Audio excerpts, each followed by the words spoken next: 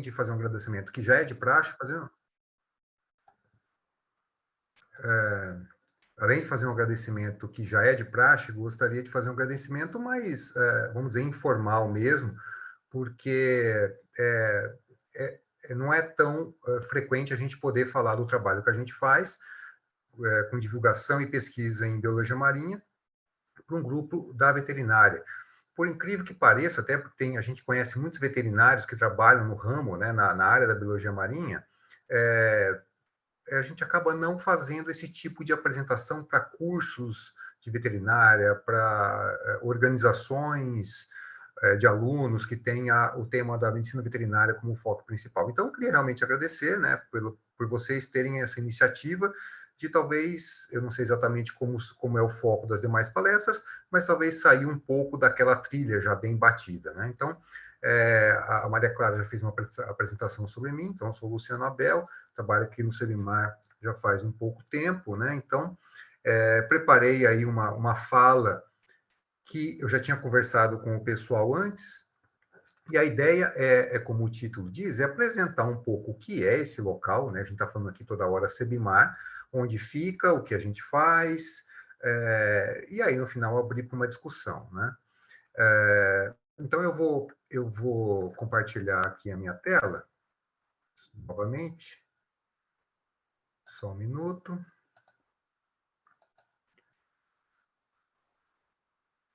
Eu espero que vocês estejam vendo tão bem quanto estavam vendo no teste, né? Tudo ok? Se ninguém disser nada, eu vou...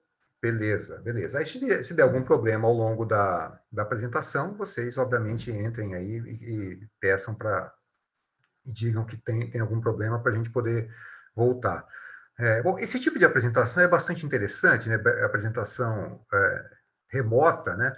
Porque permite que muitas pessoas vejam sem precisar se deslocar ao local da palestra, mas tem as desvantagens, né? Eu acabo não vendo, a gente não acaba não tendo contato, olhando os rostos de todo mundo, né? Sabendo, às vezes, dando uma palestra, dando uma aula, a gente sabe se está indo bem, se está agradando ou não.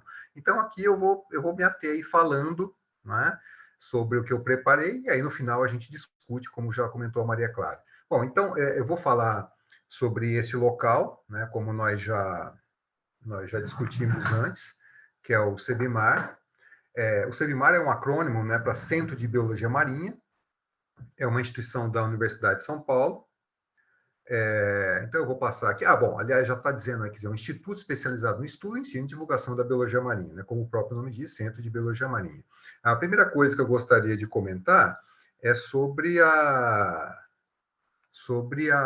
localização. Então, temos aqui um mapa do Brasil, como vocês podem perceber, na América do Sul, e já também está localizando o oceano que nos banha, né? Porque, afinal de contas, quando a gente fala em pesquisas ambientais terrestres, sempre, principalmente no Brasil, sempre dá-se foco ao local no qual a instituição está inserida. Então, uma instituição, uma universidade, um centro de pesquisa que esteja inserida no meio do Brasil, né, mais ou menos aqui onde está o cursor, normalmente trabalha com cerrado.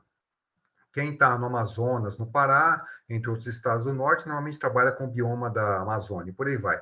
E aí, no nosso caso, interessa muito, a gente está interessado no Oceano Atlântico, né? Então, já que somos um centro de biologia marinha, a gente não temos know-how, expertise de trabalhar com os ambientes terrestres, mas sim o Oceano Atlântico. Então, aqui o estado de São Paulo, né?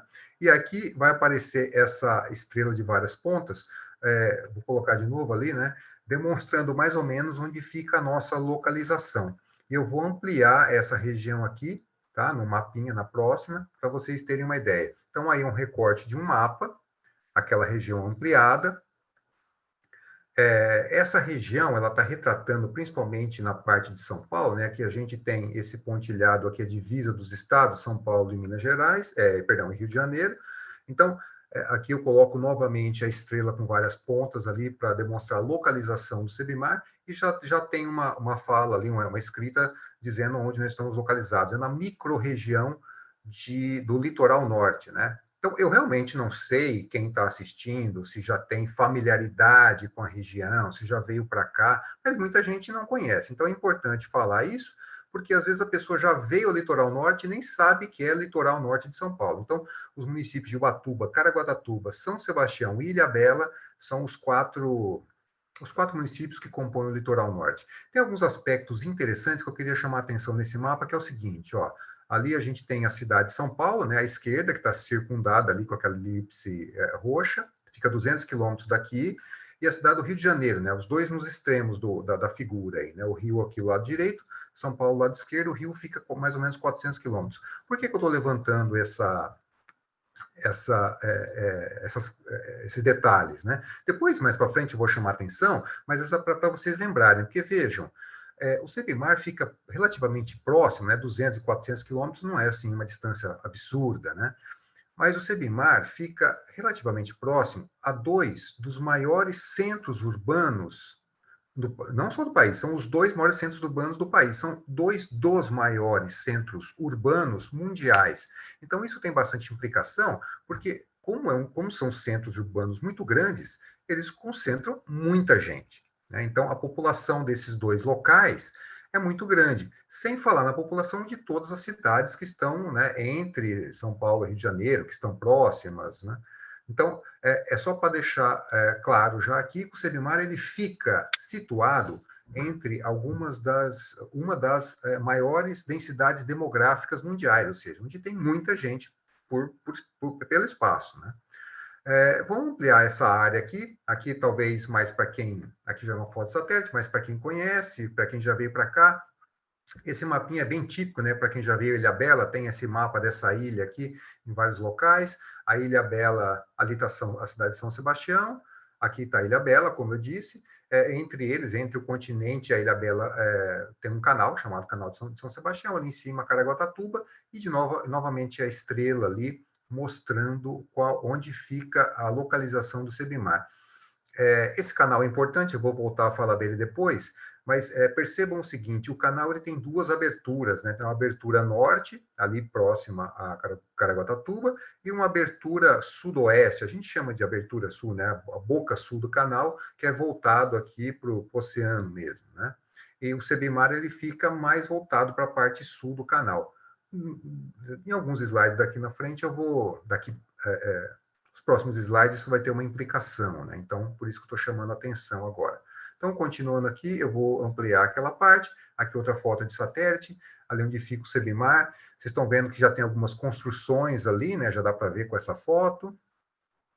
E tem muita mata, né? Dá para perceber isso também. Tem algumas construções que não dá nem para ver direito, porque tem muita mata em volta. O canal de São Sebastião, que já tinha falado antes. Aqui, para quem conhece, né, algumas praias próximas, que talvez já tenha passado por aqui, Pitangueiras, Praia Grande, e a praia de Bariqueçaba, onde fica o bairro, né?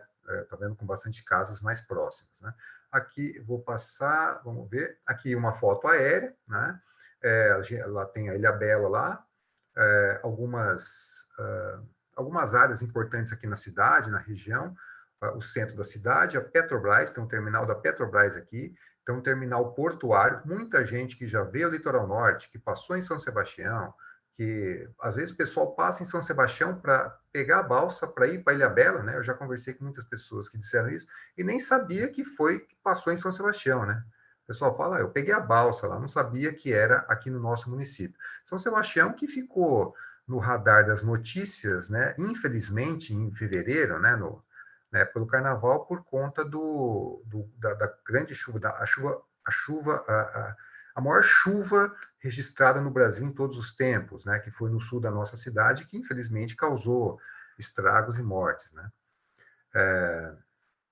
Bom, e aqui fica o Sebimar, né? Então, essa estrada que vocês veem aqui, ó, passando, onde eu estou deslizando o meu cursor, é a famosa Rio Santos, né? Uma das rodovias, uma das estradas mais bonitas do Brasil, né? Que vai margeando as praias desde Santos ao Rio de Janeiro, né? Então, passa por aqui.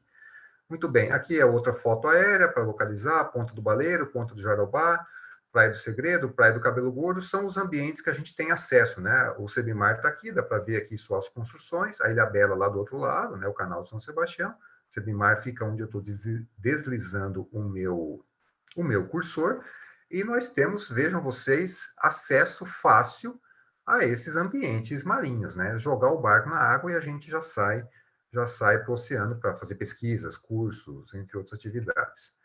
Bom, então tá. Então eu falei meio rapidinho aqui sobre a localização do Sebimar. Aqui eu estou chamando a atenção para outro aspecto. Deixa eu voltar um pouquinho. Na localização, eu acho que o que ficou claro?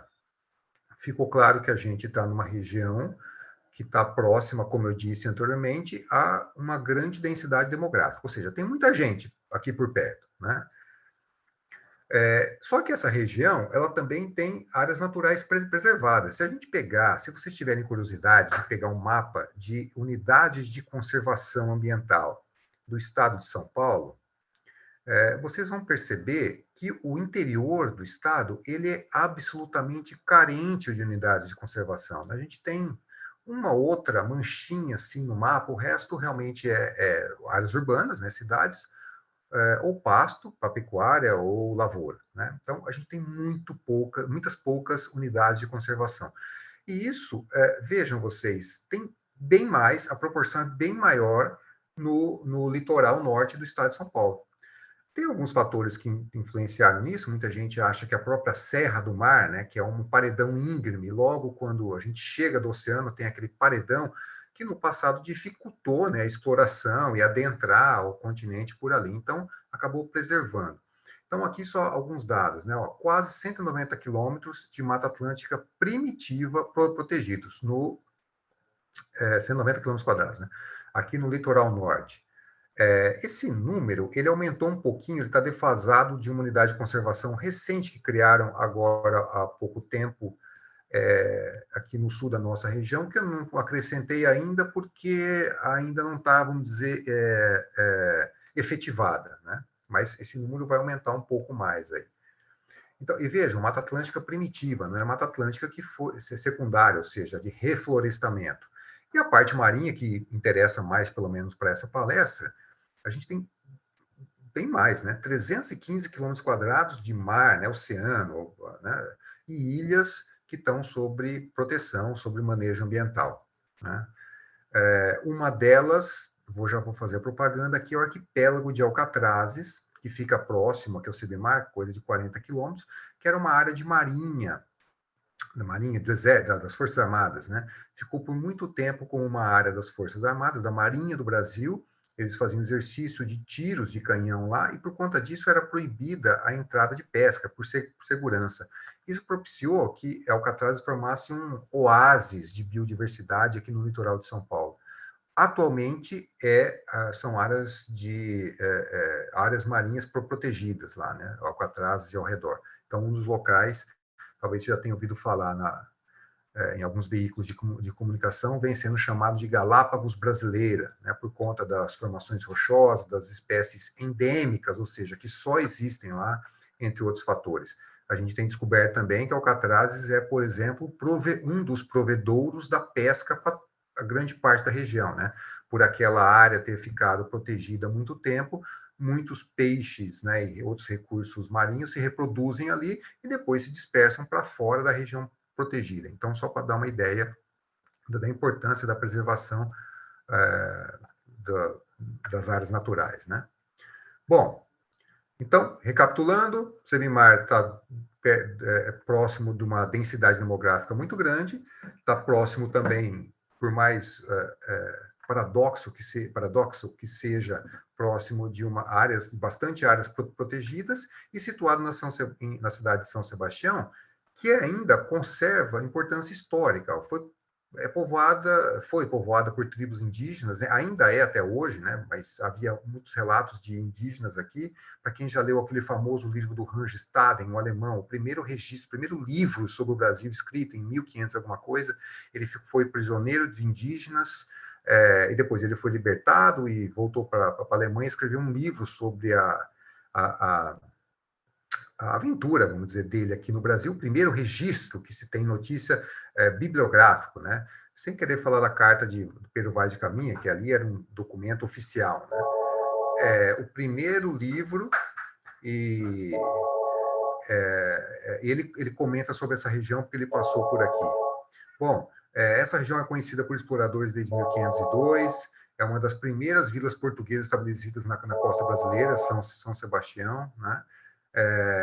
Desde então, o local de ancoragem, isso é importante porque a gente vai falar do porto mais tarde, é um antigo sítio de extração de madeira, de caça-baleia, né? Então, desde antigamente, os recursos naturais eram extraídos daqui, madeira e caça-baleia, vejam, um recurso terrestre e outro marinho, né?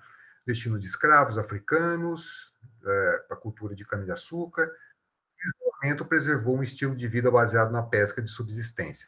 Nossa, mas a ideia minha era falar de, né, vocês estão pensando, pô, não ia ser pesquisa em biologia marinha? Eu estou contextualizando algumas coisas interessantes da região onde o CBMAR está inserido, até para demonstrar a cultura, a riqueza cultural que temos aqui. A gente tem aqui perfeitamente aquela mistura que nós sempre estudamos em histórias, né? Em história dos indígenas, que ainda há as tribos aqui na região, depois vieram os escravos africanos, antes disso até a colonização portuguesa, e além dessa mistura toda, esse isolamento e a mistura do litoral propiciou a criação da chamada cultura caiçara, né? Que é aquela cultura que muita gente entende dos pescadores do litoral, né? Que tem a vida baseada na subsistência de plantação de mandioca, banana e a pesca, obviamente, né? Então, é o outro ingrediente que eu estou colocando na região. Então, nós estamos aqui perto do mar, de novo, né? De áreas muito povoadas, densamente povoadas, áreas que têm, paradoxalmente, muita área protegida e que tem riqueza cultural muito grande. E aí vem a cereja do bolo, né? Depois de tudo isso, contextualizando a área, aí nós estamos aqui numa região que é absolutamente invadida por turistas todo verão, não só todo verão, mas também ao longo do ano todo. Mesmo finais de semana, a gente percebe a cidade se, né, dando aquela volumada em pessoas. Esse cálculo aí foi passado para mim, pessoalmente, pela Secretaria de Turismo de São Sebastião, no ano anterior à pandemia. Então, eu não tenho os dados agora pós-pandemia, obviamente, né, nos anos da pandemia caiu muito, agora as coisas estão retomando, esse último verão foi bastante intenso, mas a gente tem dados oficiais de que em um ano, um pouco menos de 2 milhões de turistas passam aqui só na cidade de São Sebastião, sem falar os outros municípios do litoral norte, né? Então, é um local realmente turístico aqui, né? Outro dado interessante, aqui falando da questão portuária, né, que eu já tinha comentado antes, a gente tem um porto que faz aí translados de mercadoria anualmente por volta de 950 mil toneladas. Também dados pré-pandemia, que eu não atualizei porque estou esperando, né, estamos esperando, vamos dizer, as coisas se acomodarem. Acho que agora já dá para a gente tomar dados novos, mas não deve mudar muito disso, oscilou pouco, né? E a gente tem um terminal da Petrobras que armazena e transporta por volta de 65 milhões de toneladas de petróleo, gasolina, óleo diesel ao ano aqui. Então, daqui saem oleodutos que vão para algumas cidades aqui não tão próximas, para Paulínia, né, próxima a Campinas, para Cubatão, próximo a Santos, aqui em São José dos Campos. Então, os oleodutos sobem a serra e a gente passa na Rio Santos por cima desses oleodutos. E ali a gente está passando por cima de mais um pouquinho mais da metade da gasolina que o Brasil consome, só isso, né? Então, aqui o terminal faz o transbordo de gasolina, de óleo bruto, vai para as refinarias, volta, abastece os navios e essa gasolina é distribuída. De novo, vocês estão pensando, pô, não era biologia marinha? Por que esse papo todo? Porque eu quero contextualizar a região na qual o CEBIMAR está inserido e que tem que fazer aquilo que a universidade faz, que é pesquisa, ensino. Então, a gente tem pressão econômicas, turísticas, portuárias, né, imobiliárias, porque muita gente quer vir para o litoral e tem aquela pressão imobiliária muito grande, né? A cidade não tem, a região não tem por onde crescer, porque é exprimida de um lado pelo mar e do outro lado pela serra. Né? Então, um local que tem uma riqueza cultural muito grande, né? Para quem vem no interior como eu, sente isso notadamente, que tem muita área protegida também, para quem vem no interior sente, né? No interior a gente tem muita, no interior ou grandes cidades, né? A gente tem ou muito prédio nas grandes cidades, ou cana e pasto, né? basicamente no interior de São Paulo, principalmente. Aqui a gente vê muita área protegida, né, tanto marinha quanto terrestre. Então, é uma região interessante para a gente fazer o que faz. E antes de começar a dizer isso, eu vou falar da história. Esse camarada aqui é o Paulo Savaia. Por que eu vou falar da história do Submar? Porque eu acho que é uma coisa interessante sobre a proatividade que ele teve, né? Ele adquiriu esse terreno aqui, onde o Submar está hoje, em 1953, né? E começou as primeiras construções em 54. E aí, em 55, vejam, né? A gente já tem uma certa tradição aí, né? Estamos aí com quase 70 anos, né? Em 55 começou as atividades. Mas vejam, esse camarada que está na figura anterior, ele comprou o terreno e ele começou as atividades como Fundação Instituto de Biologia Marinha. Em 58, ele doou a área que ele havia adquirido para o Sebimar. Então, é uma história interessante de proatividade, né? Na época, as pessoas que vinham de São Paulo, eu não imagino, porque eu não sou nascido nessa época, sou nascido muito tempo depois, imagino que vocês também, né? Mas eu fico imaginando como deveria ser difícil o transporte de equipamentos e pessoas para fazer qualquer pesquisa e ensino em biologia marinha na década, por exemplo, de 30 e 40, quando a USP foi fundada. A USP foi fundada em 1934, né? E nessa época já havia pesquisadores e pesquisadoras, alunos que faziam pesquisa sobre ciências marinhas. Então, vejam, descer a serra, né? Antigamente não tinha rodovia dos imigrantes, enfiava todo mundo no ônibus, né, nas populares jardineiras da época, enfiavam muitos equipamentos dentro do ônibus também, equipamentos que hoje a gente tem equipamentos portáteis, né, parece o tamanho do celular, que a gente leva para o mar e eles fazem milhões de medidas. Antigamente, trambolhos, né, muito grandes. Tirava isso do ônibus, colocava na embarcação, ia para algum lugar, era muito difícil. Então, a ideia foi, a gente tem que construir algo, né? A infraestrutura já tem que estar construída à beira-mar. Vamos transportar somente as pessoas. E assim foi feito, né? Então, aqui um pouco da história. Em 1962, o IBMAR, que já tinha sido doado à fundação, ele foi incorporado à USP. E em 1990, o nome foi mudado para Centro de Biologia Marinha. Essa aqui é uma foto, né, antiga, do primeiro laboratório construído à beira-mar.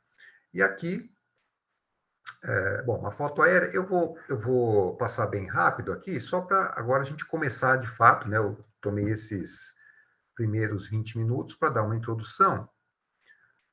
Espero que não tenha falado muito rápido, mas qualquer dúvida a gente comenta no final, porque eu quero focar mais naquilo que a gente faz. Então, eu não vou ler exatamente o que está no nosso regimento, mas eu queria trazer pelo menos essa frase aqui, que eu acho que resume bem qual é a missão, né? Como está escrito, a missão, objetivo, Sebimar. Então, está aí. Eu vou citar aqui. Gerar e disseminar o conhecimento científico em diferentes áreas das ciências marinhas, e assim contribuir para a preservação da biodiversidade e dos ecossistemas marinhos. Então, tá. Então, fazer pesquisa, não é? Fazer pesquisa, como a gente sabe na universidade, oferecer cursos, né? Como a gente sabe, para graduação, para pós-graduação, e oferecer e transmitir o conhecimento para a população, na medida do possível também. Ou seja, os 3 pilares da universidade, né? Lembrando que o Sebimar está vinculado à USP, que eu não comentei, já comentei antes, mas é bom sempre lembrar que a USP é uma universidade pública aqui em São Paulo. Então, a gente pega recursos que todas as pessoas, todos os paulistas e paulistas, ou pelo menos quem mora atualmente em São Paulo, né, gastando o seu dinheiro, né, pagam com os impostos, né? Então, esse dinheiro ele vem para a universidade e a gente tenta gerir da melhor forma, tentando chegar a esse objetivo aí, né? Gerar o conhecimento científico, focado em ciências marinhas, contribuir para a preservação da biodiversidade e ecossistemas costeiros. Tem algumas coisas que vão além disso, né? Quer dizer, o que significa estudar ciências marinhas, né? A gente estuda os ambientes, quer saber, primeiro, descrever os organismos, né? Obviamente, mas também saber quão danosa que a população está sendo para esses ecossistemas e para esses organismos, saber o que a gente pode gerar de benefício para a sociedade a partir desses ecossistemas e desses organismos, sem, obviamente, acabar com o recurso. Então, a ideia é fazer uma pesquisa que, de certa forma, direta ou indiretamente, volte à população que custeia, que financia, né? Bom, eu não vou ler aqui os objetivos um por um, mas é basicamente o que eu falei, né? Desenvolver, fazer pesquisa, oferecer cursos e divulgar as nossas descobertas, divulgar ciências marinhas, né? E prestar serviço à comunidade. Muito bom. Sobre a estrutura, aqui a gente tem uma área grande, sabe? É uma das maiores áreas das unidades das USP, entre as unidades da USP, 50 mil metros quadrados. Mas nós temos uma área construída pequena, 3 mil metros quadrados apenas. A gente está dentro de uma unidade de conservação e ampliar a área esbarra em alguns regimentos aí, né? Bom, a foto de cima dá para ver aqui uma das áreas nossas, né, onde a gente tem laboratórios, a praia ali atrás, e essa foto de baixo aqui, um dos laboratórios é de frente para a praia. E como vocês podem ver, é realmente de frente para a praia, né? A gente chama aqui esses dois prédios, eles têm 30 laboratórios com suprimento contínuo de água do mar. Isso é muito interessante e muito valioso para quem trabalha com ciências marinhas. Alguns laboratórios aqui, todos, né, tem torneiras das quais saem água do mar, né? Então, nós temos um sistema de bombeamento de água que supre todo esse encanamento nos laboratórios. Claro que tem as torneiras com água doce também. Mas o fato de ter água do mar corrente dentro dos laboratórios é interessante para uma série de fatores. Para pesquisa, porque a gente pode manter organismos vivos ali, para ensino, porque os organismos igualmente podem estar vivos, né? E para quem já fez aula de zoologia, de microbiologia, botânica, sabe como valioso mostrar os seres vivos, né? Em comparação com eles fixados em formol ou qualquer outro meio, né? E também para demonstração, né? Depois eu vou falar mais, mas os programas de, de extensão do CEBIMAR, que transmitem o conhecimento à população em geral, se valem dessa infraestrutura para mostrar os organismos vivos para as pessoas, o que chama muito atenção, né? Bom, a gente tem aqui alojamento, restaurante, auditório, capacidade para 60 pessoas, né? Muita gente pergunta se tem gente que mora aqui. Veja, é um alojamento, não é uma moradia, né, e juntamente com o restaurante, auditório, tudo. Essas 60 pessoas, essa capacidade, para que serve, né, se as pessoas não moram aqui? É porque o CEBIMAR, ele nasceu com a ideia, como disse antes, de servir como uma base, né?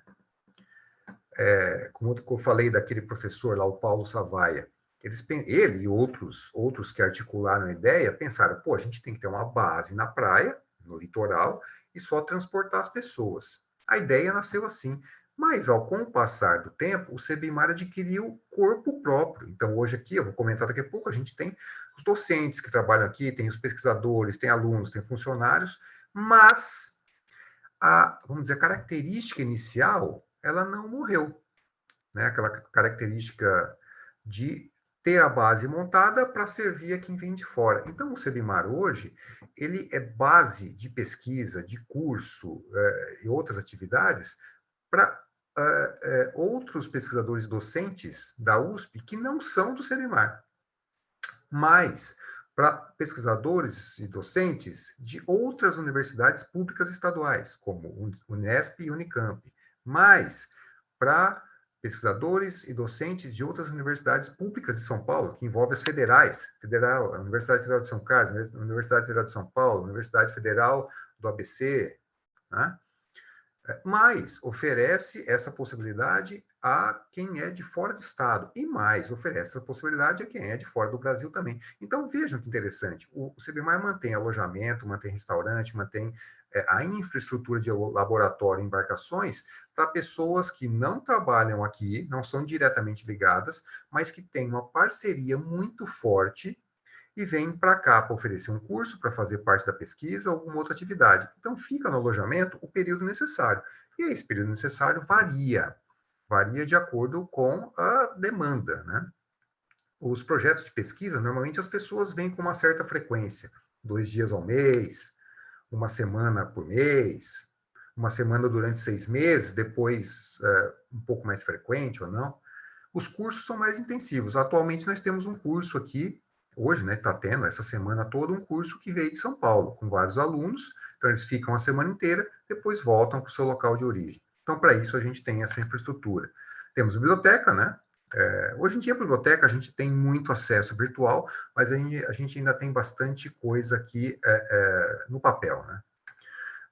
Temos estações oceanográfica e meteorológica. Isso é importante, essas estações. Vejam, não é uma estação de previsão do tempo, né?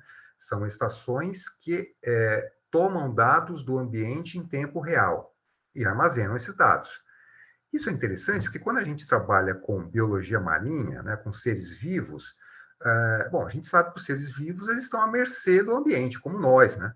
Como seres vivos, né? Um dia faz mais calor, mais frio, um dia vento, não, e a gente tem os artifícios para poder né? Para poder não molhar, não sentir muito calor, não passar muito frio, enfim, não passar muita fome, não é? O ambiente muda e propicia vamos dizer, desafios aos organismos com os quais eles têm que dar. Então, vem corrente, chove, né, corrente marinha, eu quero dizer, né? As ondas estão fortes, o tempo está muito sol, está muito seco, a maré sobe muito, desce muito. Então, é interessante que num instituto que está destinado ao estudo dos seres vivos marinhos, a gente tem que também estudar o ambiente, né? Então, tudo isso que eu falei é alvo do nosso estudo, porque o ambiente influencia demais nos ecossistemas e nos seres. Então, maré, salinidade, temperatura, corrente, chuva, sol, vento, entre outras coisas, oxigênio dissolvido na água, nível de turbidez, matéria orgânica dissolvida, entre vários outros, né? pH, são todos alvos do nosso estudo. A gente tem 5 embarcações para dar conta disso tudo. O entorno, como eu já falei antes, tem essas 2 praias com fácil acesso, 2 ilhotas, costões, e a gente tem aqui por volta de 70 profissionais diretamente envolvidos, funcionários, docentes, pesquisadores e alunos. Se vocês forem procurar a nossa produção, né, enfim, no Lattes do todo o pessoal, ou qualquer outra base de dados que compila a produção, vocês vão ver que a gente produz bastante. Vocês podem pensar, como que 70 profissionais dão conta de fazer tudo isso, né? Esse pessoal não dorme, né, da meia-noite às 6. Mas lembrem que eu falei que a gente tem muita parceria. As pessoas vêm de outras universidades, desenvolvem parte do trabalho aqui com parceria, né, conosco, e aí o Sebimar, obviamente, é mencionado. Então, a gente tem a participação em pesquisas de outras universidades também. Então, isso dá a ideia de como aqui é muito procurado, né? Muita gente que quer fazer pesquisa aqui, ou oferecer um curso, às vezes tem que sair ali na briga, modo dizer, né? Mas procurando o local no calendário, né? Porque muitos casos está completamente lotado. Então, muita gente querendo vir para cá para utilizar essas possibilidades. Agora, eu vou falar um pouquinho da pesquisa, tá? Eu vou entrar em uns slides de pesquisa. Bom, eu creio que está tudo bem até aqui, né? Eu dei aqui, então, recapitulando, dei uma introdução sobre a nossa localização. Dentro desse escopo da localização, eu falei que é uma região que a gente tem que fazer pesquisa e tem que trabalhar com proteção ambiental, dentro de um local, né, numa região que tem muita pressão econômica, imobiliária, portuária, né?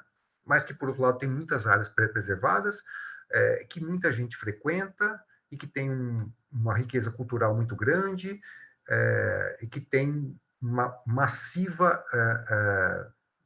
importe econômico turístico, né?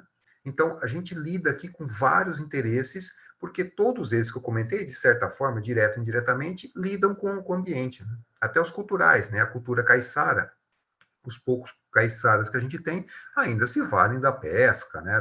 De subsistência, da coleta de mariscos, né?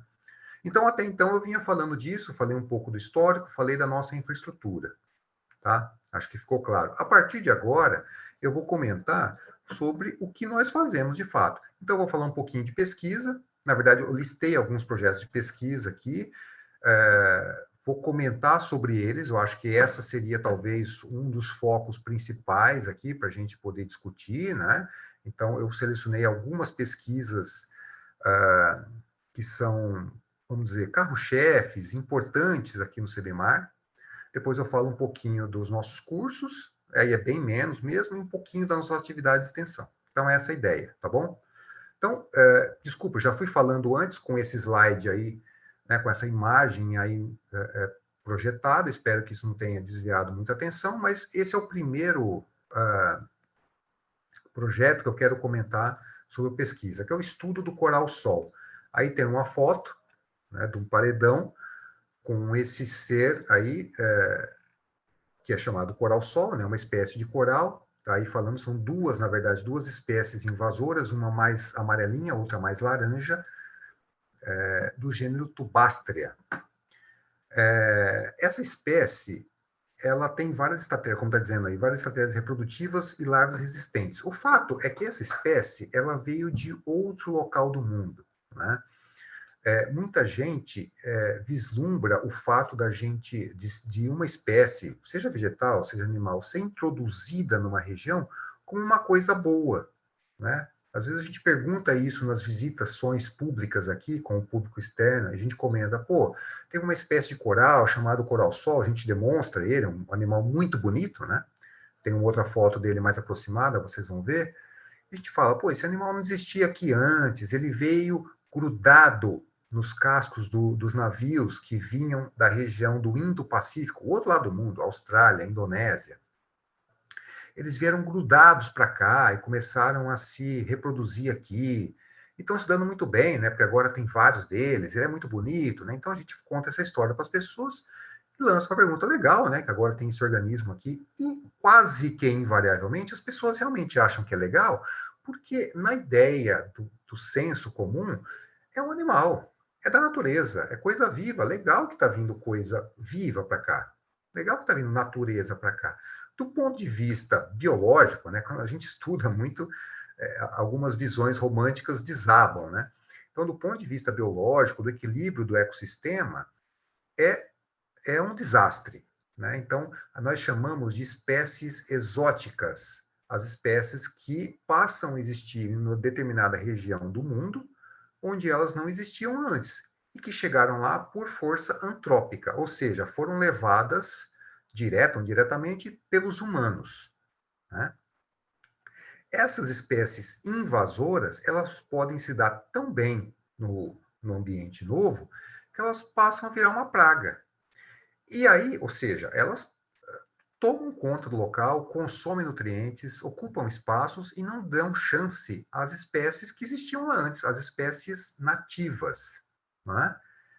A partir daí, a partir do ponto que uma espécie invasora passa a ser categorizada como, perdão, a partir do momento que uma espécie exótica passa a causar danos ao ambiente, a gente categoriza ela como invasora, que é o caso aqui do coral-sol, né? Então a gente tem pesquisa, olha só ele de pertinho aqui, é um animal, esse aí é um indivíduo, né? O que vocês estão vendo na foto ali do lado é uma foto submersa, né? Aqui do lado é um paredão rochoso, tomado de coral-sol, dá para ver várias colônias, né? Um animal colonial. Naquele paredão que vocês estão vendo, antes da chegada do coral-sol, a gente tinha vários outros organismos, né? Uma diversidade, uma biodiversidade bem maior, esponjas, assídeas, anêmonas, outros corais nativos, e agora está tomado de coral-sol, né? Aqui embaixo, como eu falei, ele é bem didático, né? Porque dá para ver bem a boca dele, né? Parece que ele está até dando um sorrisinho de Mona Lisa ali, né? Um sorrisinho meio maroto, né? Então, essa parte mais laranja no meio, né? É a boquinha de um indivíduo do coral-sol. Ele captura plâncton com os tentáculos e leva para a boca. A gente tem estudos aqui que tentam entender a influência que esses organismos têm no sucesso adaptativo deles, né? Como eu disse antes, eles são uma ameaça aos ecossistemas costeiros, às cadeias alimentares, né? Então, a gente tem vários estudos que tentam entender, os estudos são vários, né? De fisiologia, de genética, para tentar entender por que ele tem tal sucesso adaptativo aqui, por que ele, na corrida pela disputa, né?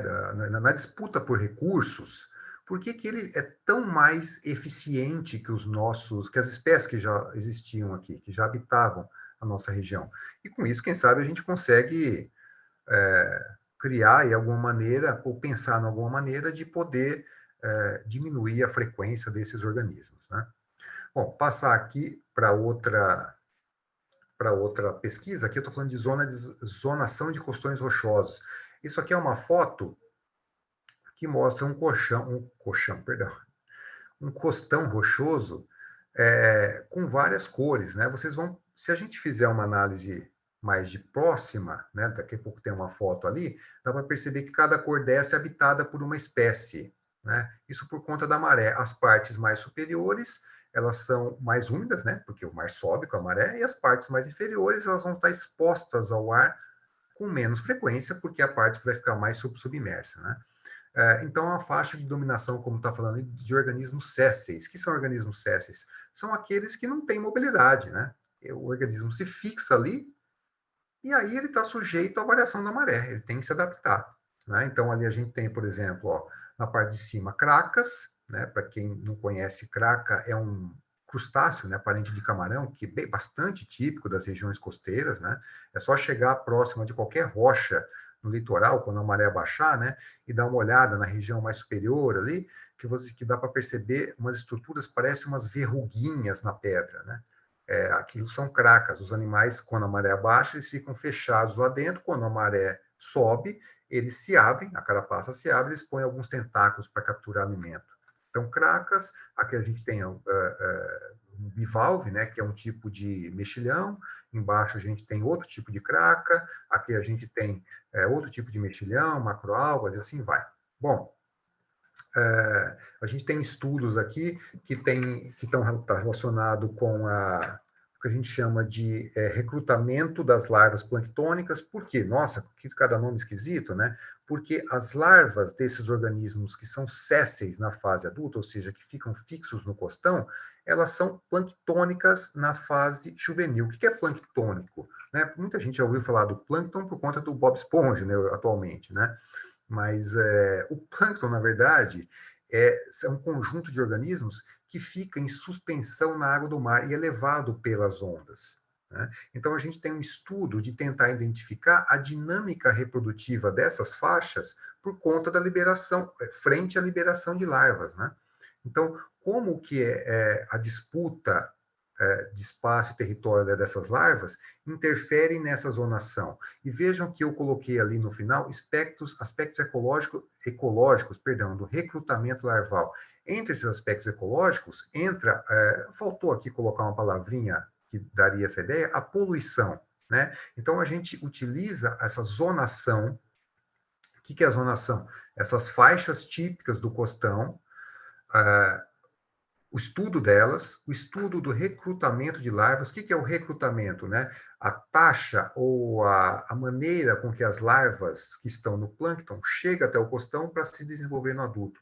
A gente utiliza esse tipo de estudo comparando com as taxas de poluição do ambiente e demonstrando se há ou não interferência na ocupação de um costão rochoso por conta da poluição.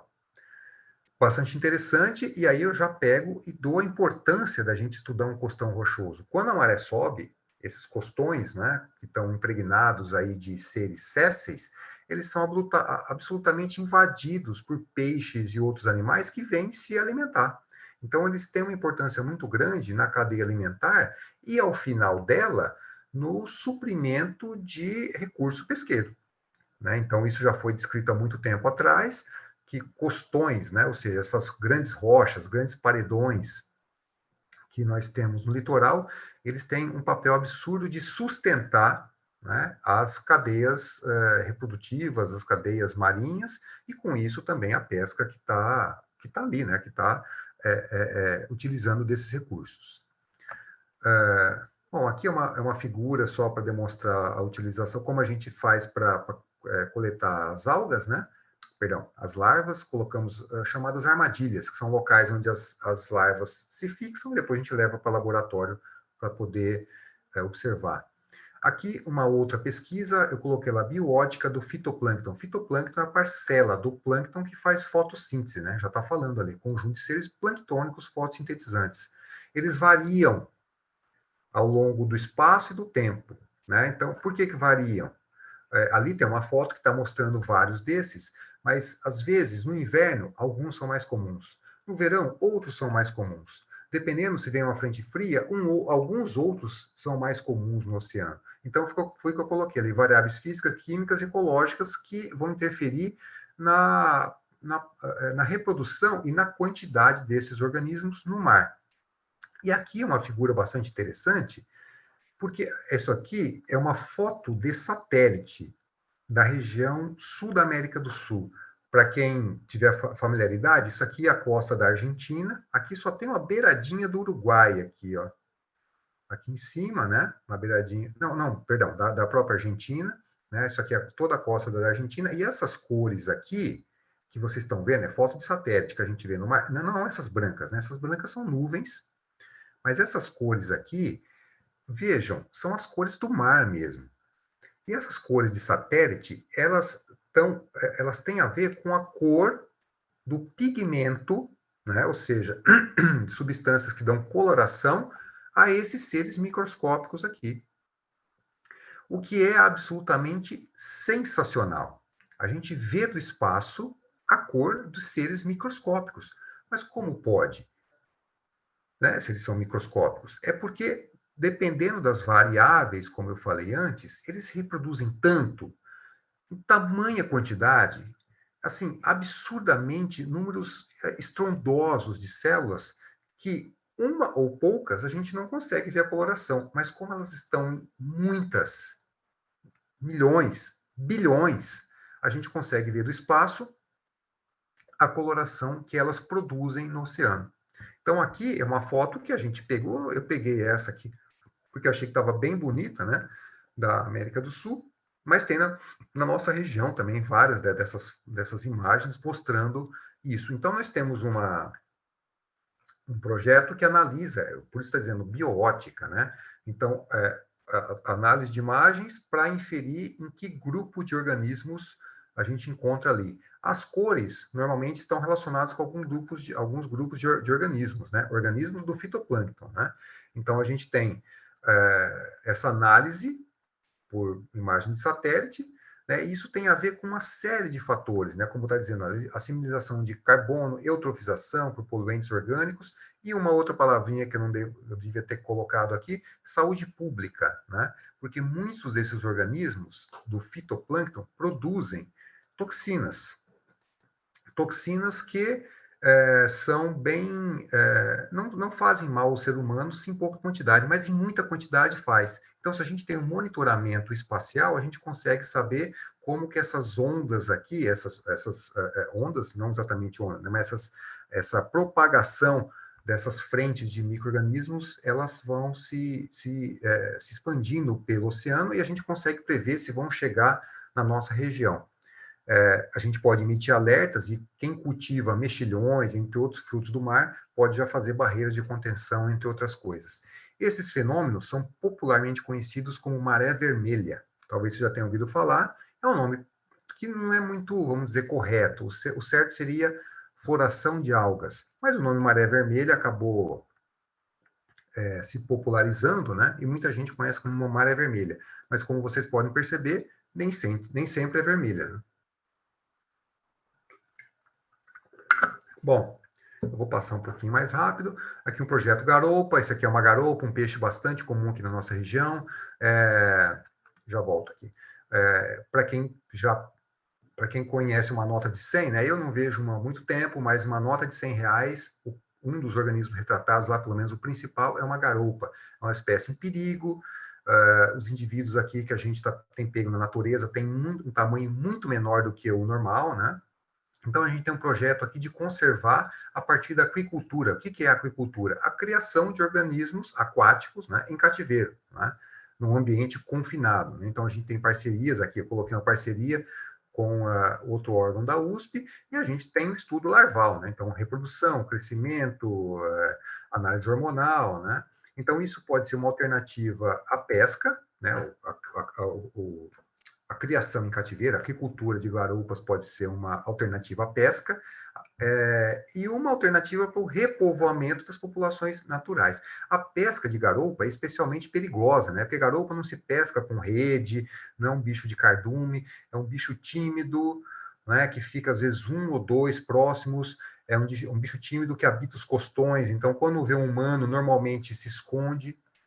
Por que ela é perigosa? Normalmente o pessoal pesca com arpão, mergulha com arpão para arpoar, né? Para fisgar ali a garoupa.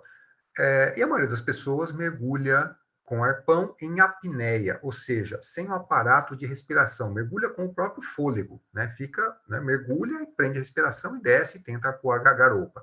Há uma questão fisiológica aí, com aumento do CO2 no sangue, né? A acidificação pode causar alguns danos, entre eles o desmaio da pessoa. Então a gente tem muitos casos, não vou dizer muitos, mas não é raro a gente saber de mergulhadores tentando arpoar peixes, principalmente garoupas, que acabam morrendo nessas circunstâncias, né? Então, um projeto aí que envolve aquicultura, né? Então, de novo, análise de reprodução, análise larval, crescimento hormonal. Uma coisa interessante é que todas as garoupas nascem fêmeas, não é? Então, esse equilíbrio hormonal vai fazendo com que, na medida da morte ou captura de machos, o excesso de hormônios femininos na água faz com que algumas das fêmeas tenha o seu sexo revertido para o masculino, o que é absolutamente também sensacional, porque há todo um rearranjo das gônadas do mesmo mecanismo de reprodução, né? Então, um fator que ajuda a deixar a reprodução de garoupa em cativeiro mais difícil. Bom, passando aqui, vou falar do projeto Araçá. Agora sim, essa foto aqui é do Porto de São Sebastião, uma foto aérea. Essa região onde eu estou passando o cursor, ela não existia até a década de 60, quer dizer, existia, mas era mar. Tudo isso aqui foi aterrado. Então, essa área que era uma grande bacia, chamada Baía, né? Baía, melhor dizendo, Baía do Araçá, ela foi aterrada pela metade. Obviamente, isso causou um impacto ambiental absurdo na época, e há o que está escrito aqui, uma baía de sedimentação, uma das últimas do canal todo, né? O canal de São Sebastião tem uns 20 e poucos quilômetros, e tem a área do continente e a área da Ilha Bela. Essa é uma das últimas baías de sedimentação do canal. Por que baía de sedimentação? É uma área com águas muito calmas que tende a sedimentar. O quê? Além do sedimento, grãos de areia, também matéria orgânica, por isso tem grande biodiversidade. É considerado um patrimônio histórico-cultural regional, porque é atividade de caiçaras aqui. Só que sofreu com ocupação desordenada, despejo de lixo, emissário de esgoto, enfim, todo aquele descaso do poder público que a gente, né, sabe como é que funciona. Aqui é uma foto da Baía do Araçá, tem pessoas ali pescando, né? Essa parte que vocês estão vendo de terra aí, na maré alta, ela fica completamente alagada, então é uma área que não é íngreme, né? O desnível é bem lento, então às vezes a gente anda algumas centenas de metros no mar e ainda está com a água no joelho, chega na cintura no máximo. Nós fizemos um trabalho aqui sistêmico, aspectos químicos, físicos, biológicos e sociais. Então, foi multidisciplinar e interinstitucional, porque envolveu pessoas de outras instituições também, para a gente ter uma ideia de um funcionamento de um ecossistema costeiro marinho, né? A gente conseguiu dados muito importantes aqui, que visa a proposta de sustentabilidade local, né? Essa região, a Baía do Araçá, se não for o ambiente marinho mais estudado do Brasil, em todos os tempos, é um dos mais, né? Então, foi um projeto bastante interessante, porque envolveu muita gente, e ele foi usado de subsídio pelo pelo Ministério Público, perdão, para contestar um planejamento que o Porto tinha de expandir essa área, aterrando todo o resto da Baía do Araçá. Ou seja, isso ia completamente sumir, né? Isso aqui foi aterrado na década de 60, 1960, como eu comentei, e agora, poucos anos atrás, havia um projeto de aterrar o resto. Nós fizemos, repito, né, com outras universidades, com muita gente envolvida, um estudo sistemático, que envolveu até aspectos sociais, e foi uma das grandes dos grandes pesos, vamos dizer assim, naquilo que estava bem com dados robustos para o Ministério Público poder questionar a viabilidade do porto. O porto desistiu, né? Resolveram fazer de outra forma, porque eram muitos argumentos mantendo isso aqui, mantendo essa área sobre vários pontos de vista: pesca, atrativo cultural, baías de sedimentação, de ciclo de matéria orgânica, muita coisa que beneficia a população local deixaria de existir, e a gente teve um êxito bastante grande nisso. Vamos passar aqui. Eu acho que esse é o último projeto. Aqui tem umas fotos interessantes. Projeto Recifes Mesofóticos. Que nome, né? Mesofótico eu explico rapidamente, né? Conforme a gente vai descendo no mar, né? Quer dizer, a gente está na superfície, começa a mergulhar e vai descendo, então a profundidade vai aumentando, a luminosidade vai diminuindo, né? Porque a luz do sol ela vai sendo filtrada pela água. A gente tem luz do sol, dependendo da região, ou seja, tem uma certa luz, assim, que dá para ver bem as coisas, até uns 150 a 200 metros.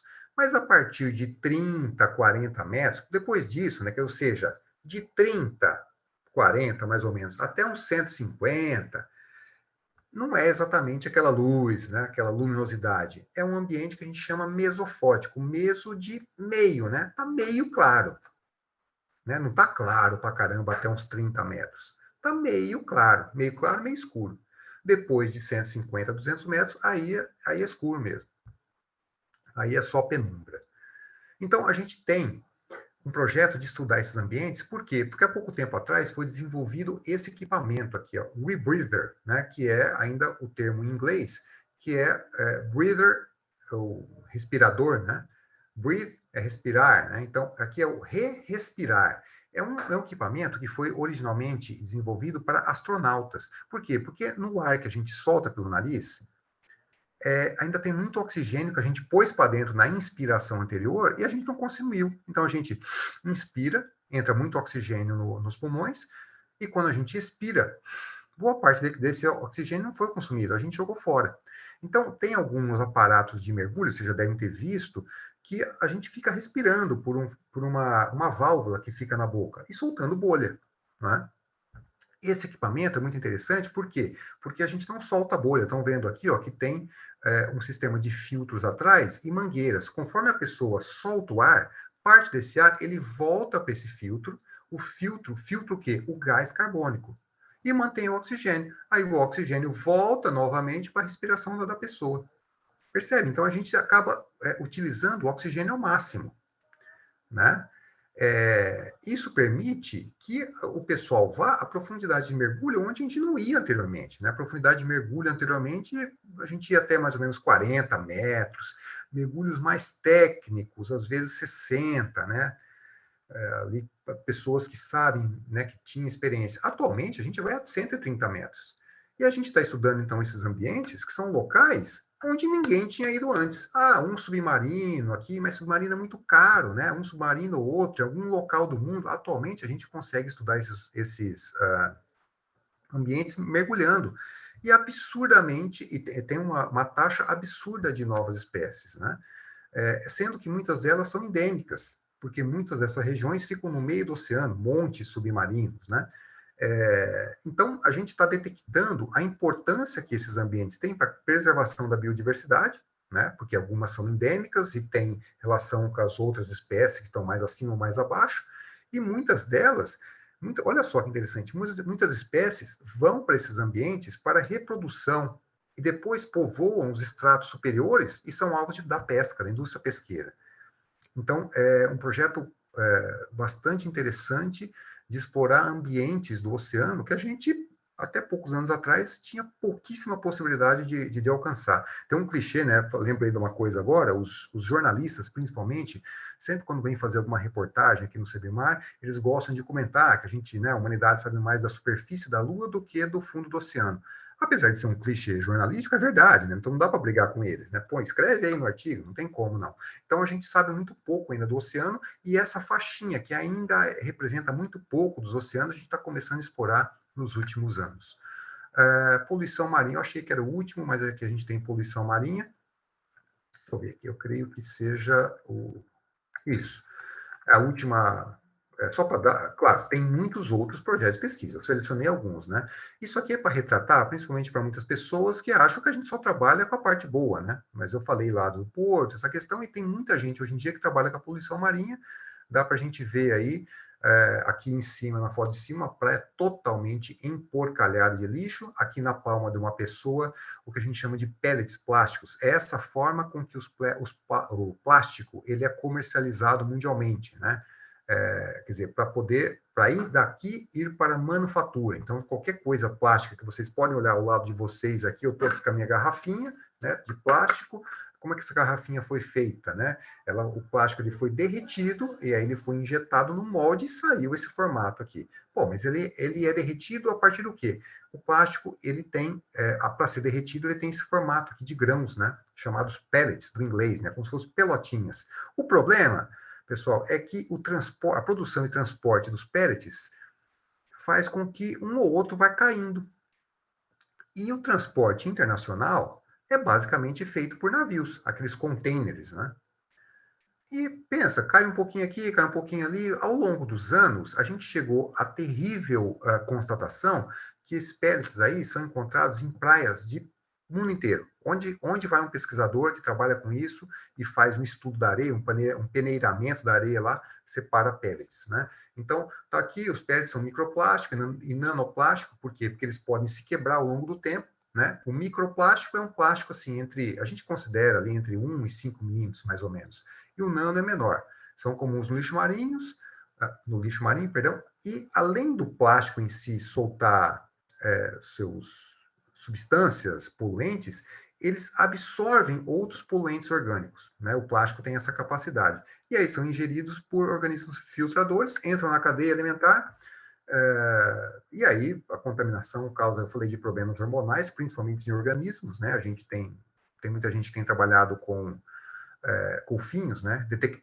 Golfinhos e tartarugas, tem detectado algumas anomalias, né? Algumas cânceres cutâneos e coisas parecidas que está se relacionando com problemas hormonais aí que podem ser derivados da poluição de nanoplástico e protetor solar também, né? Mas aí ainda o pessoal está especulando ainda a gente não conseguiu bater o martelo sobre isso. E claro que as pessoas podem se contaminar, porque nós somos topo de cadeia alimentar. Então, quem se alimenta de algum organismo do mar pode se contaminar. Quando a gente recebe grupos de pessoas aqui, sempre tem alguém, quando comentamos sobre isso, né, que fala, pô, mas eu nem como, eu nem gosto de frutos do mar, não como peixe, não como camarão. Aí a gente pega a pessoa, né, não pega, é modo dizer, porque faz a pessoa entender que ela acaba utilizando recursos marinhos mesmo sem saber. A gente pergunta, mas você toma sorvete, né? Sim. Maionese, come? Sim. E pudim? Sim. Entre outras coisas. Muitos desses alimentos contêm substâncias extraídas de algas marinhas. Substâncias que são espessantes, que dão cor, enfim. E tem sido detectado nanoplástico nesses extratos de algas. Muito bem. Falar rapidamente do ensino aqui.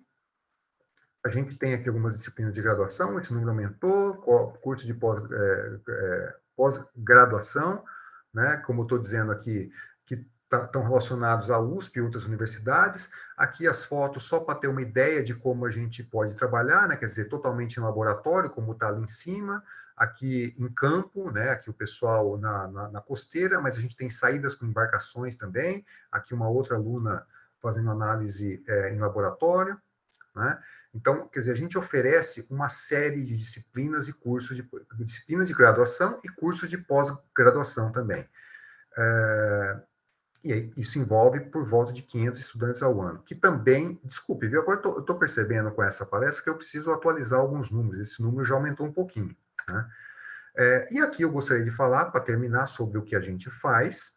A gente vai dar o tempo, acho que me passaram certinho, sobre as visitas monitoradas, que é o principal, não o único, mas a principal atividade de extensão universitária que a gente faz. Então, teve o início na década de 80, e aí ela foi transformada num programa institucional, Atualmente, a gente tem um setor que cuida só das visitas monitoradas e a gente recebe aqui mais de 1.000 pessoas ao ano. É interessante que isso pode parecer pouco quando a gente compara com números de outras, por exemplo, aquários. Aquário de Ubatuba, Aquário de São Paulo, Aquário de Santos. Eles recebem, sei lá, 10.000, 20.000, 50.000 pessoas ao ano. Mas a nossa proposta aqui é totalmente diferente. Nós não somos um museu, um aquário, coisa do tipo. Nós somos uma instituição de ensino, pesquisa e extensão. A gente faz pesquisa, a gente dá cursos e a gente faz esse tipo de atividade. Então, a atividade de extensão tem que focar as outras, né? Então, a gente tem turmas pequenas, dá para vocês verem aqui, turmas de crianças, algumas aqui, pegando animais marinhos, né? Turmas que chegam ali 20 e poucas pessoas. E o atendimento é quase que corpo a corpo, né? Então, a gente faz treinamento de monitores, aqui tem outras fotos aqui, a monitoria, né? Alunos de graduação, pessoal olhando no microscópio, né? Então, a gente tem o treinamento de monitores que atende esses grupos quase que individualmente. Às vezes a gente tem, já chegou vezes de termos aí 5 monitores, chega um grupo de 15 pessoas, né? Então, é muito atendimento corpo a corpo. E a ideia é falar das nossas pesquisas, do que a gente faz, mostrar, obviamente, os organismos marinhos, né? E a gente faz excursão à praia também, né? E aos costões rochosos, observação ao plâncton, o tanque de toque e observação de organismos marinhos. Isso é muito interessante, o tanque de toque, nós já recebemos críticas aqui, né? As pessoas vêm, hoje em dia está todo mundo com o celular na mão, querendo instagramar, né? Pô, a estrelinha do mar na mão. O cara publica isso, na hora a gente recebe crítica. Pô, estão submetendo os organismos marinhos a estresse, tal. E é verdade. É verdade, os organismos marinhos eles têm um determinado estresse.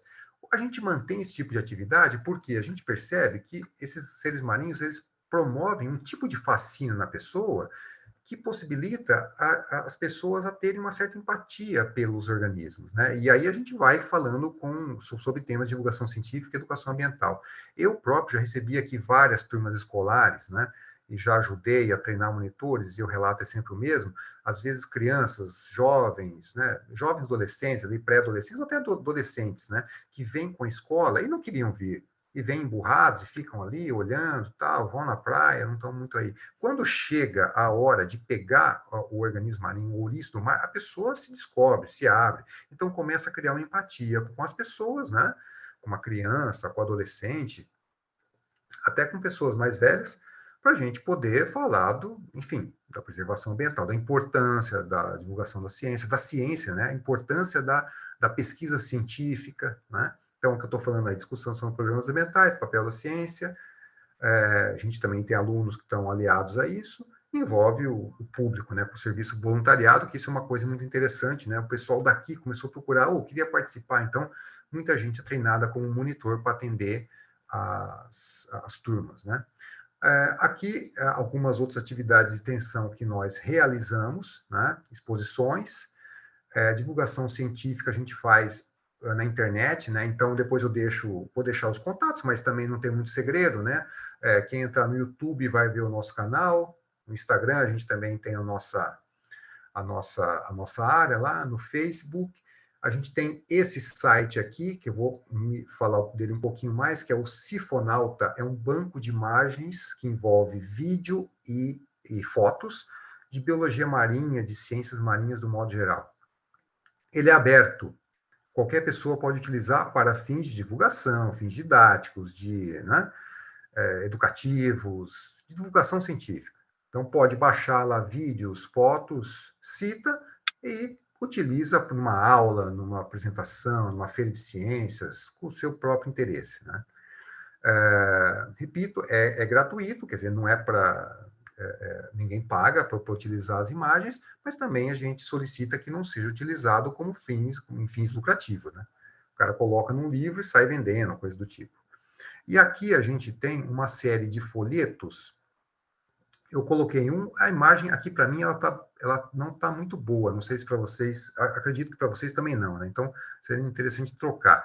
Uma série de folhetos que a gente distribui em várias atividades, que não vai dar para falar de todas aqui, sobre temas de biologia marinha. Esses folhetos aqui, vocês podem baixar para os interessados com o PDF no nosso site. Então, nós temos aqui animais marinhos, prevenção de acidentes e primeiros cuidados, né? nós temos sobre plâncton, como eu já falei, a gente tem sobre ecologia de praias, manguezais, o que mais? Está na minha frente aqui, deixa eu ver aqui que a gente tem marés vermelhas, que eu comentei, peixes recifais, uma série de temas aí, estamos sempre desenvolvendo mais, podem baixar lá para utilizar. A ideia desses folhetos, eles são pequenos, né? Então, a ideia é fazer numa linguagem rápida, sem muitas delongas, né? Uma linguagem objetiva e, na medida do possível, acessível à maioria das pessoas. Mesmo que a pessoa não seja da área, mas, né, tem ali alfabetizada, né, ela poderia entender e, eventualmente, procura uma ou outra palavra. Tá? Então, continuando aqui, assim. Então, eu falei aqui, já estou terminando, tenho mais, de acordo com o previsto, 4 minutos. Espero que vocês tenham aguentado aí.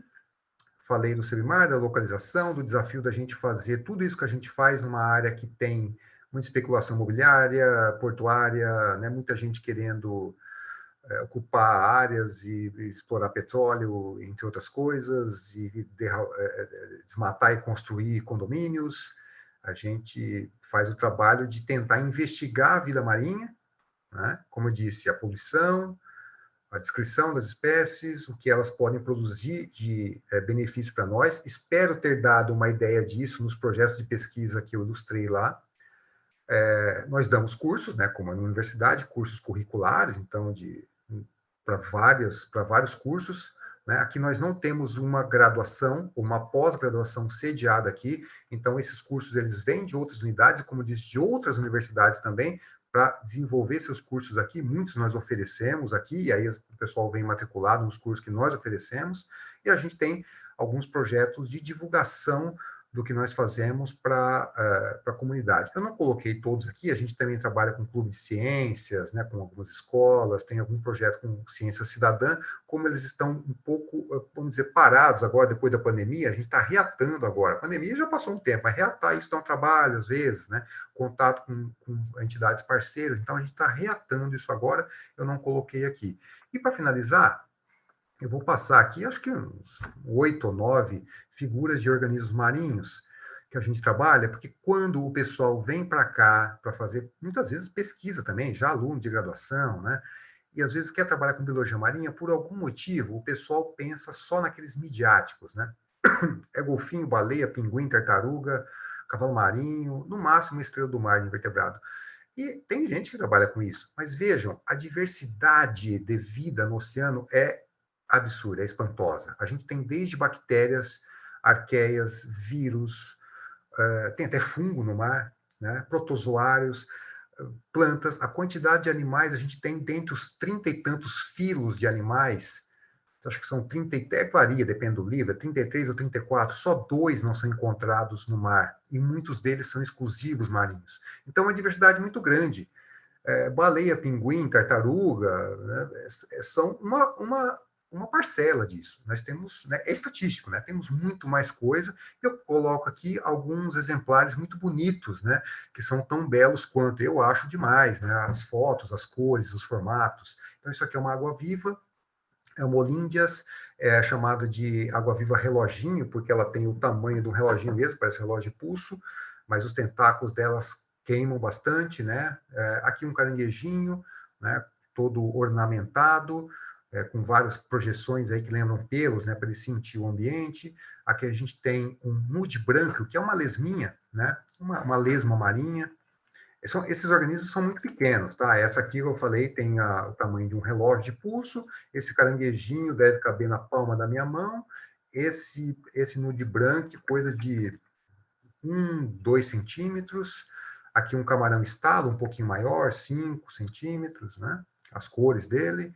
Essa aqui é uma planária marinha, né? Um plateuminto. Esse organismo é muito pequeno, 1 milímetro, 2 mais ou menos, mas tem cores muito bonitas e é todo, tem reentrâncias, tem umas pregas no corpo. O que mais que a gente tem? Um organismo chamado, um grupo de organismos chamado briozoários. Tenho certeza que todo mundo que já veio para o oceano, andou na praia, já viu esse organismo, mas não sabe o que é.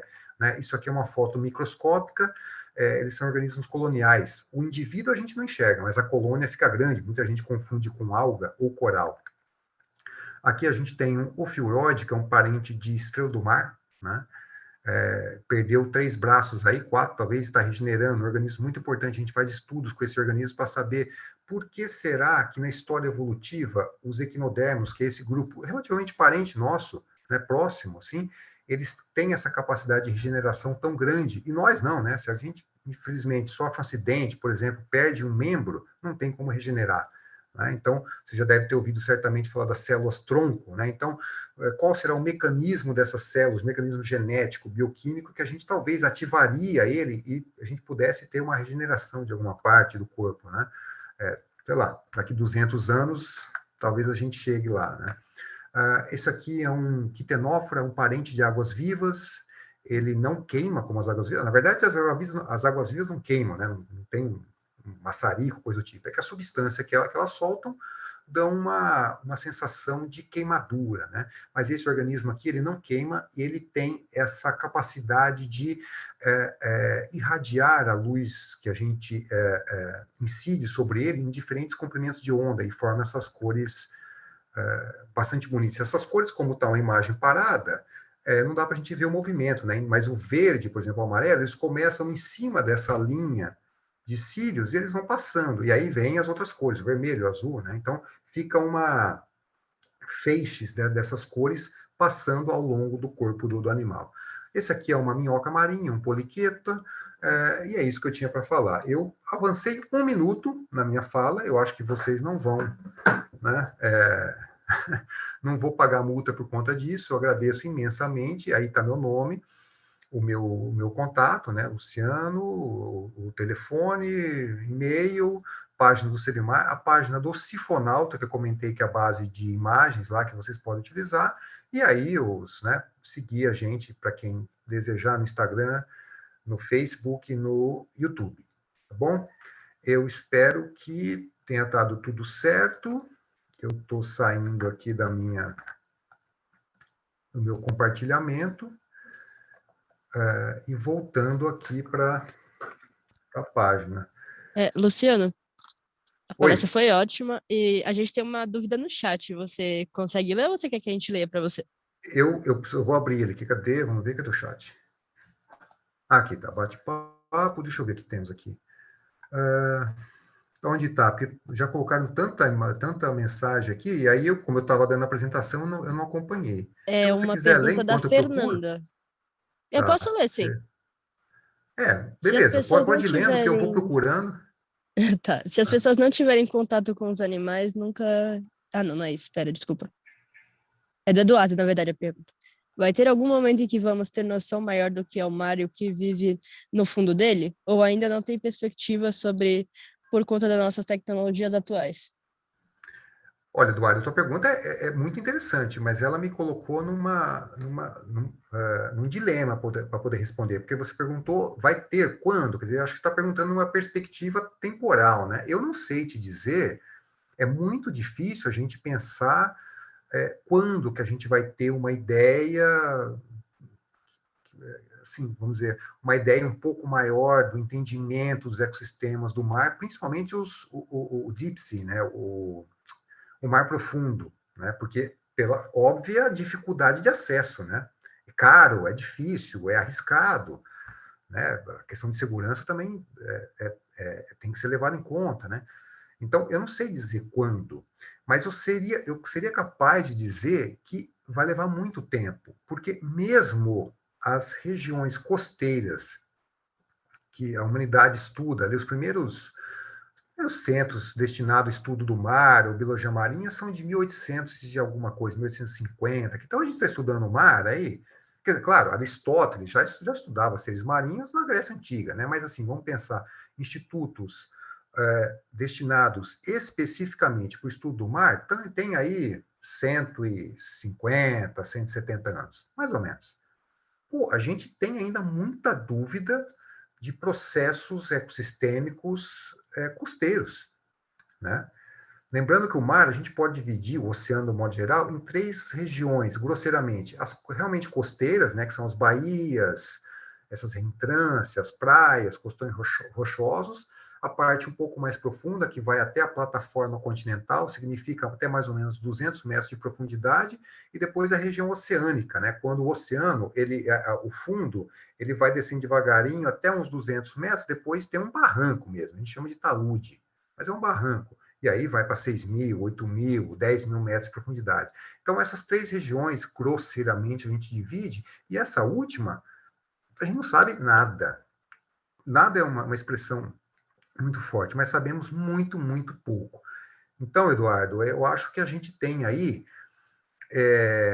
cara, matéria de estudo para gerações, tá? Se você está interessado, tem para você, vai ter para o seu filho, para o seu neto, para o bisneto. Eu não tenho temor nenhum de afirmar isso, tá? Que a gente tem para gerações ainda de pesquisadores e pesquisadoras estudando os oceanos. Luciano, acho que essa foi a única pergunta que nós tivemos no chat. Bom, tá bom. Aí, se alguém quiser fazer a pergunta agora, pode ficar à vontade. Espero que tenha suscitado aí algum interesse, né? Como eu disse, eu não sei exatamente como era a linha das palestras que vocês já tiveram, né? Do que vão ter, né? Então, quando eu comentei inicialmente com o pessoal do Veterinando, a ideia seria apresentar realmente a instituição, né? O que a gente faz. Eu acho que, pensando nesse objetivo, calhou bem, né? Mas fico à disposição. Ninguém tá falando que tá todo mundo no chat falando que a palestra foi ótima. Inclusive, tem um biólogo aqui no chat. Uhum. Ele falou que não está atuando atualmente, que está fazendo medicina veterinária, mas que foi muito bom rever algumas coisas sobre a área. Uma coisa interessante é que a gente tem...